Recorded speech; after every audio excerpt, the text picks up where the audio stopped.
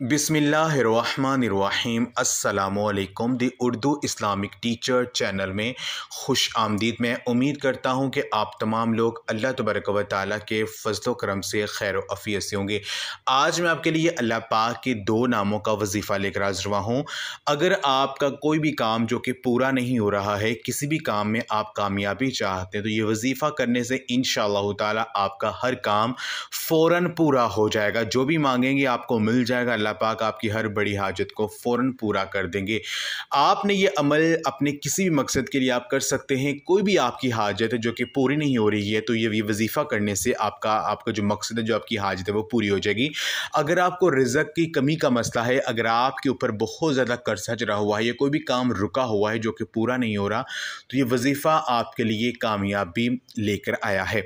तो आपने करना यह है कि जब भी आपका कोई मकसद हो, कोई भी आपकी हाजत हो जो कि पूरी ना हो रही हो, तो आपने अल्लाह तबारक व तआला के ये दो नाम या कहारू या अल्लाह, ये दो नाम, एक अल्लाह पाक का ज़ाती नाम है और दूसरा अल्लाह पाक का सिफ़ाती नाम है। आपने ये अमल इस तरह से करना है, यानी आपने या कहारू को 2 दफ़ा पढ़ना है और 1 मरतबा या अल्लाह पढ़ना है। ये 1 दफ़ा शुमार होगा।